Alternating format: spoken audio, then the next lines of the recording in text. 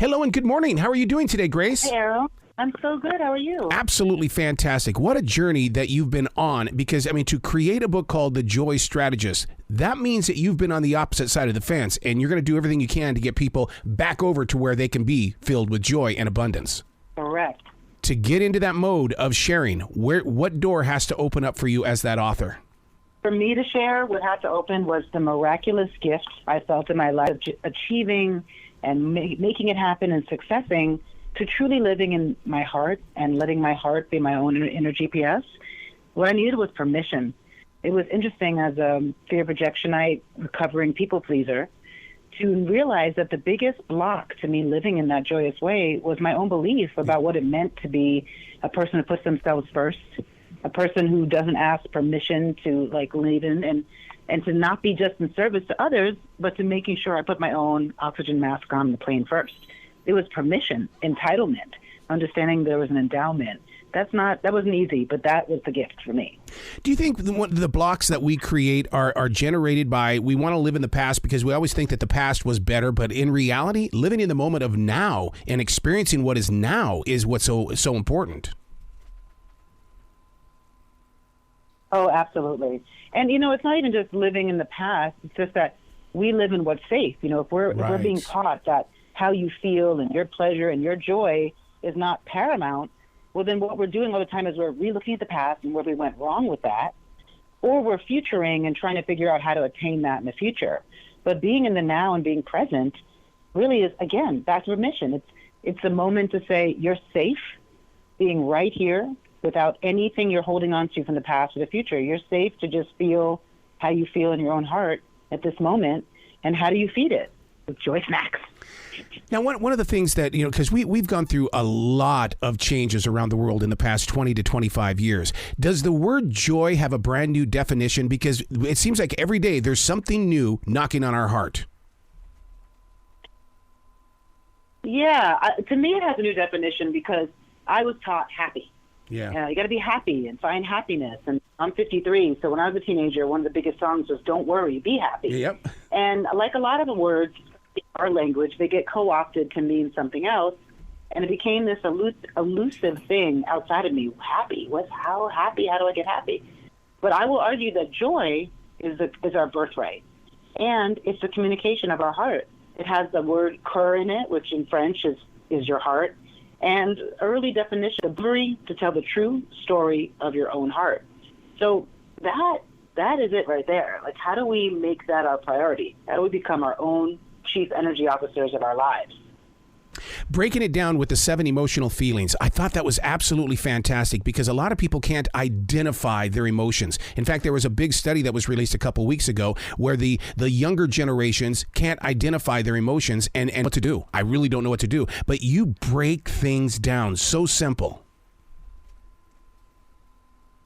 You know why? Because though this sounds simple, what's really important in the book, like to me, one of the number one messages is that we have to start to believe, I should say it this way, that two opposing forces can both be true.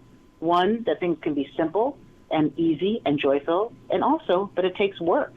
And so as much as we understand that we need to work for our job and work for our career and work in our relationships, some of us, I wish more of us, and but we also have to work for our joy. You have to make sure that you're feeding yourself that.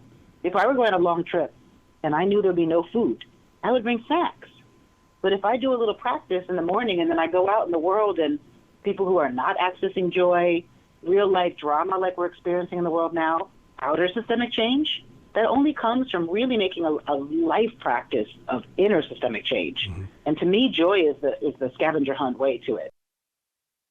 You talk about the workplace. Today I was doing some research on can coworkers be friends? And the research that I found out was, yes, you should be friends because that raises the bar on productivity. If you've got a sickness problem or if you've got people who are calling in and they're saying, I'm not coming in today, there's a problem with the friendship line. And it's one of those things that opens up my eyes because it's like, how do we get workers to become friends? Yeah, and I love that. I love studies, first of all. When I was in the music industry, my last position, I had a team. And I remember one of my first days I came in, and often people come into a place, and when they come in as a senior person, they want to redo it and bring their people in. But it always was important to me to figure out what was there. Like, there might be people there the artists connect to in a certain way, or somebody that brings something to the department or the experience. And this one woman came in my office, and the first thing she said to me was, "Don't worry, I haven't taken a vacation in 7 years, and I don't plan to." Mm-hmm. And that's what I'm talking about. It's like, how am I going to be friends with anyone if I'm not even friends with myself? Yeah. And so that is really, to me, the thing is that, how do we get people to be friends? But how do we get people to be kind to themselves? Yeah. How am I kinder to my friend Grace here so that I can be open? Because when I was in the past and I was just successing, I was literally hiding who I believed I was inside because my unjoyful feeling felt like I was an imposter. Mm-hmm. So I never wanted to be friends with anyone because they'd find out that I wasn't good enough or valuable enough or interesting enough to actually do the job I say. But now from a place of joy, just like nature, there is no perfection. It just is a learning together and a growing and no penalization in that. So I think that, how do we get our people to have enough time in their space and the reality to be the great employees that whatever said business needs, but they do it through their own passion and their own joy. Even their contribution is a big thing. I used to work when I was at record labels. You'd have senior people who only wanted to hear from certain people. Yep. But I wanted to hear from interns and someone in the elevator, because if this thing is not lighting us all up, well, it's not doing its job. So I love that survey, the study, but I feel like it literally is so indicative of the bigger problem, is that we're looking at these very simple, superficial cures, but we're not realizing that we have to go back and relook at everything. What feels good? What's my day-to-day practice? Yep. Love what I'm doing every day, all that. You talk about the, learning how to like and love yourself. That's one of the main reasons why I keep a defrag journal, because I'm asking myself the questions and then I'm questioning the answers. And you're absolutely right. If I don't like or love myself, how do I expect to go out there and respect somebody else? And even more than that, like even let's say respect someone else is a tall order.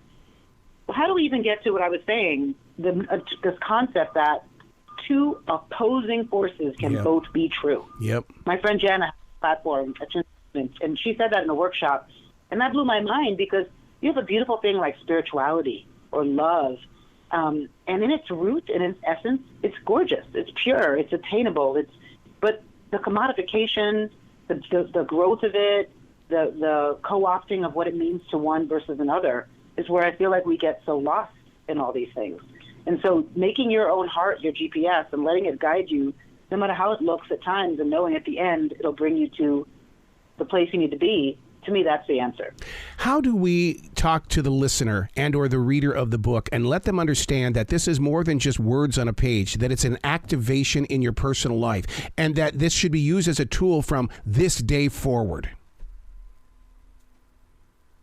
Well, I start with, how do you feel? If you're feeling fantastic, if you have the truth and your heart is singing, and you're just like, this is the best day, the best life, the best in truth, then please just write a book yourself, share that from the rooftops, tell everyone you know, inspire everyone, starting 5, make it your thing. But if you don't feel like that, we can sit around and decide that it's hard, or we can realize the same way I have to work to keep my job afloat or my family afloat or whatever the thing is, my business, my concept, that we have to do that same work to make ourselves the leader of our inner systemic change, because that's the only way to approach outer systemic change, right? So how do we make that the priority? And we don't have a choice. Wow. We don't. I would that we want to say that maybe I'm feeling good, but if we're not all feeling good, if we're looking at situations in the world like we're looking at now, and we're perplexed mostly by the lack of humanity and mostly by the uncaring and a lack of protection for a child, well, then to me, the revolution of joy has not begun yet, and we don't have a choice. Let's start. Let's start right there. Grace, you got to come back to this show anytime in the future. The door is always going to be open for you. Thank you. I know there's so much. I'm like trying to shove so much in, but I love talking to you. You really get it. I love what you brought to the conversation, and it'd be my pleasure. Well, you be brilliant today, okay? Yeah, and you have fun.